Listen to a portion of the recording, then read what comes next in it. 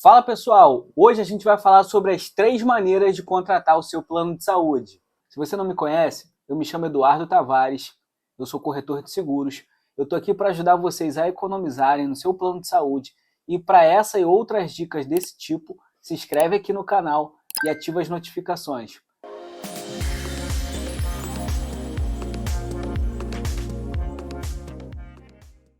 Então hoje a gente vai falar sobre as 3 maneiras de você contratar um plano de saúde. A primeira delas é o plano de pessoa física, individual ou familiar, o plano coletivo por adesão e o empresarial. No plano individual e familiar, você pode fazer o contrato com o seu CPF, ou seja, ele é um plano de pessoa física. E como funciona esse plano? Você consegue fazer um contrato direto com a operadora de saúde, às vezes por intermédio do corretor de seguros, mas você consegue fazer o contrato direto com a operadora pelo seu CPF. Nesse plano você pode fazer só para você mesmo, né, um plano individual, ou um plano familiar, onde você pode colocar os seus dependentes, filhos, companheiro e tudo mais. Tem planos que aceitam irmãos, sobrinhos, e aí é interessante ver a regra da operadora. Qual é a principal vantagem desse tipo de contrato? Nele, o ajuste anual que você tem é totalmente regido pela ANS, ou seja, a operadora vai poder aplicar no máximo o limite determinado pela ANS para ajustar o seu plano. Então lá, você só vai ter 2 ajustes, o da ANS e o de faixa etária. Por exemplo, o de 0 a 18 anos é uma faixa etária. De 19 a 23 anos é uma outra faixa etária. E aí de 4 em 4 anos tem essas faixas etárias. Se você fizer aniversário e mudar de faixa etária, tem o ajuste de preço também. Qual é a principal desvantagem desse tipo de plano de saúde? É a pouca oferta. Diversas operadoras não trabalham mais com plano de pessoa física, individual ou familiar. E muitas delas você só consegue contratar ou um coletivo por adesão ou o plano empresarial. A segunda maneira de contratar o plano de saúde é o coletivo por adesão. Esse tipo de contrato é feito por uma administradora de benefícios sobre uma classe profissional, um tipo de sindicato, e aí você entra junto com um determinado grupo numa apólice coletiva. Qual é a principal vantagem desse tipo de contrato? Lá, nós vamos ter maior variedade de operadoras. Portanto, a gente vai conseguir mais oferta de planos e, consequentemente, preços mais acessíveis. Mas fique atento que algumas operadoras só estão oferecendo planos com coparticipação. E qual é a principal desvantagem desse tipo de contrato? Lá, o reajuste não é definido pela ANS, e sim pela operadora e a administradora do contrato. Nesse tipo de contrato, o ajuste ele é de acordo com a sinistralidade do grupo. Ou seja, se o grupo ao qual você aderiu tiver uma sinistralidade muito alta, o que é a sinistralidade? É o índice de utilização do plano de saúde, seja por consultas, tratamentos, exames. Tudo isso impacta na sinistralidade desse grupo.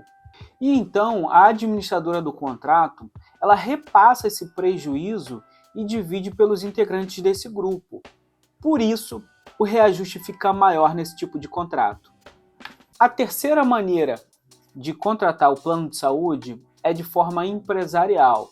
Você pode contratar pelo CNPJ, seja de empresa limitada, MEI, entre outras categorias. Mas fique atento que se você for contratar pelo CNPJ do seu MEI, esse CNPJ tem que ter no mínimo 6 meses da abertura.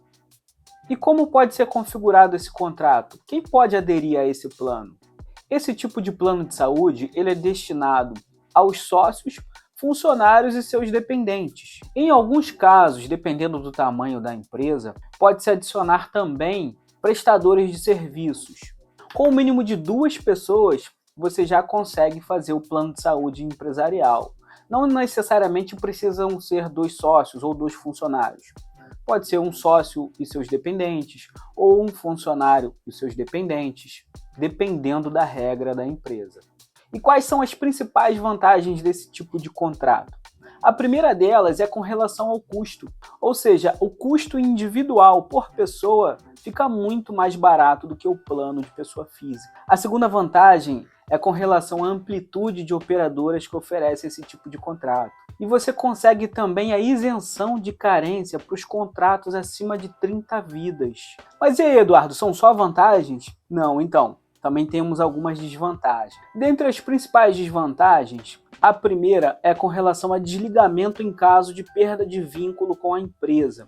Ou seja, a mudança no quadro de sócios, se a gente está falando de um plano de sócios e a pessoa saiu do contrato social, ela necessariamente precisa sair do contrato de plano de saúde também. E a mesma coisa para o caso de um funcionário. Se ele for mandado embora, demitido ou pedir para sair da empresa, quando houver o desligamento dele da empresa, ele também precisa ser desligado do plano de saúde. A outra desvantagem é com relação aos reajustes anuais. Em algumas operadoras, o reajuste é aplicado de acordo com a sinistralidade do seu CNPJ.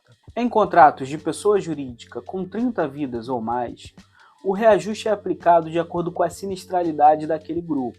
Em contratos de pessoa jurídica com até 29 vidas, o reajuste pode ocorrer tanto de acordo com a sinistralidade do seu grupo, quanto com relação à sinistralidade de toda a carteira da operadora.